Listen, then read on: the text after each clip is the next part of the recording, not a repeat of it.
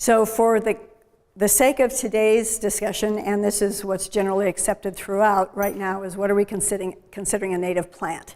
So anything that was here prior to the first contact of the Europeans, so about 1542, approximately current era.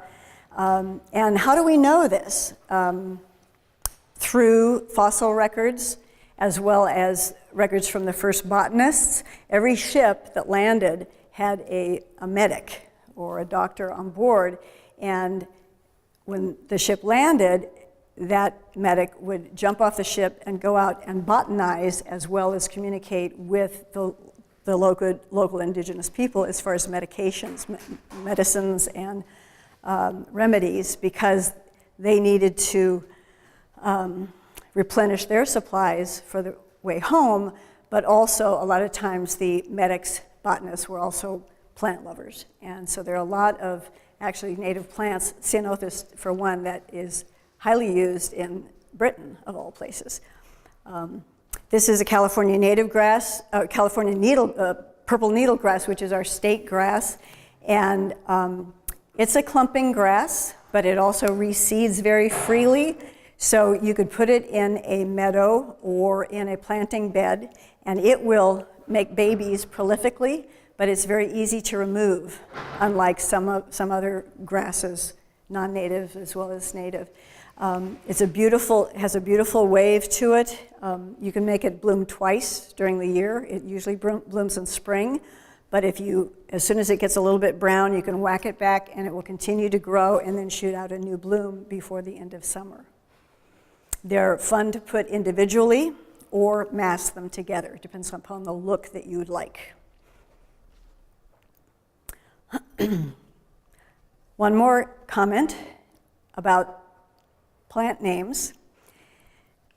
Plant names, botanical names are hard to pronounce, and nobody cares. Just do what you can to say the word as you like. Latin is not a dead language, but we're not used to speaking it. So you can say tomato or tomato, it's okay. But the important thing to do is to bring that Latin name or that botanic name with you to the nursery, as we mentioned. So this is a rose, because if you go to a nursery and you go, I would like a rose, then you have about 50 million roses to choose from, and we don't want to do that. We'd rather say, I would like a California rose, that would be Rosa californica. Then you know that you're going to get that exact one. We have several really nice native roses. They are all single bloom and a little bit different sizes, but still the single bloom, but they all have beautiful, beautiful rose hips. Some of them are thicketing type of plants that you can use as a shrub or a hedge, and then some of them are just shrubs in themselves. They don't create the thicket under the ground. So you can use those just as in a regular rose garden. And in fact, one of my clients who had a heritage rose garden from the person she bought her home from, we put a native rose right in there with all the rest of them, and it competed very well. You all know about the Monterey Bay Friendly Landscaping. Well, this is a great coalition, actually, green-gardener.org. There's also the organization Bay Friendly Landscapers or Bay Friendly Gardening up in the San Francisco Bay Area, and they've all kind of not teamed up, but at least shared information and are really trying to educate and allow everyone to learn that the components of a healthy bay-friendly landscaping is where you landscape locally as much as possible, try not to haul things in from China or to put that cost out into the environment of extra trucking fuel and that sort of thing. Landscape for less to the landfill. If you plant something that grows too big and you're always hacking it back, you've seen the landscapers who, in the back of their truck, they have a big white cloth that is full of green material. Well, they're taking that to the landfill. And so they're dumping that, and somebody else comes and dumps on that, and somebody else dumps on that, et cetera, until it gets so compacted that it becomes anaerobic. It's actually not green material anymore. It off-gases methane gas, and that's, we want to not do that. We want to plant right. Nurture the soil, conserve water, conserve energy, so that we don't use so much power equipment for our landscapes. Protect water and air quality, and create and protect wildlife habitat. So in all these cases, the use of California native plants is entirely possible and entirely supports all of these principles. California native plants attract local and beneficial wildlife to help improve our ecosystems for now and into the future. This is a class of junior high students, fifth grade students, who actually designed their own California native plant garden for their school. And so having to study and learn about these sort of things in that young time, like in the fourth grade, we learn about California and the history and that sort of thing. So in the early years of our development, we can enable education into the future of why we would want to have an ecologically healthy garden. So how many here have heard about the concept of the soil food web? Mm-hmm.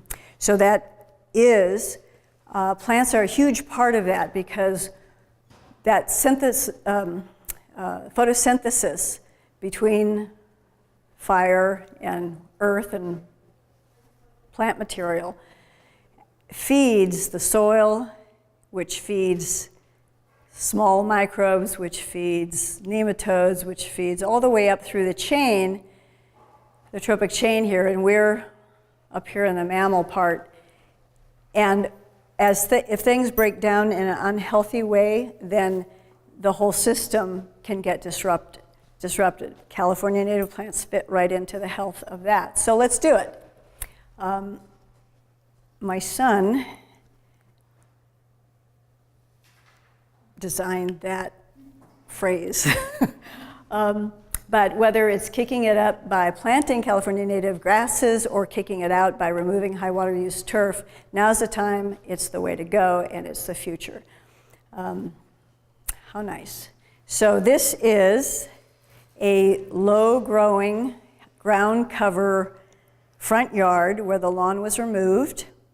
This lighter green shiny plant is the beach strawberry, Fragaria chiloensis. And it can take full sun, especially on the coast, but inland as well. It gets a little bit more crispy inland. And this darker green is a manzanita that's a low-growing Monterey carpet, good name for it. Arctostaphylos hookeri Monterey carpet. And in the back here is just a little baby redbud, but I put the name in there anyway because that is a visible plant. So someone was talking about ground cover, that you'd like to, I think, put some ground cover into your removed lawn area. As you're looking at plants and choosing plants, to think about what color combinations, what texture combinations. You can go to a nursery and pull a couple of plants together and line them up and get to know what their conditions are that they like to.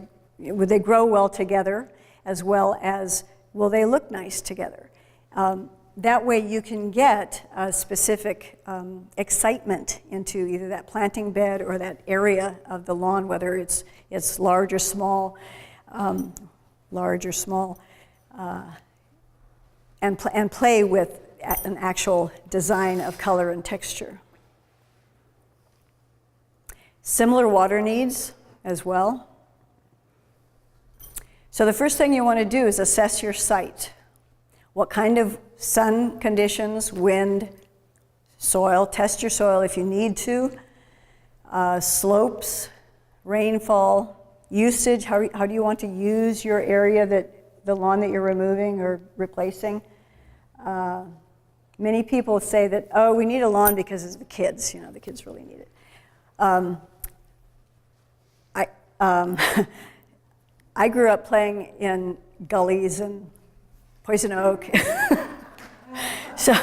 But I learned, from that I learned balance, I learned textures, I learned taste. We had a huge oak tree. I used to eat the soil of that. It was so delicious, and the smells, etc. And even though a mix of different plants, whether they're grasses or perennials or shrubs, they can get pokey and a child might get hurt. But in actuality, it teaches so much, doesn't it? It's a good way. But this is a lawn that was replaced at Crissy Field in San Francisco. And this is me with a couple of troublemakers taking a class from the California Native Grasslands Association. And it was replanted with tufted hairgrass, red fescue, and what it created was a playing field. The kids come there, families come there for picnics, and constantly now replaced a regular lawn that was not the right thing to put there. So the tufted hairgrass is the clumping grass in this mixture. It's the one that creates much of the undulation. The red fescue is a running grass. There's an undulation with that growth as well, but it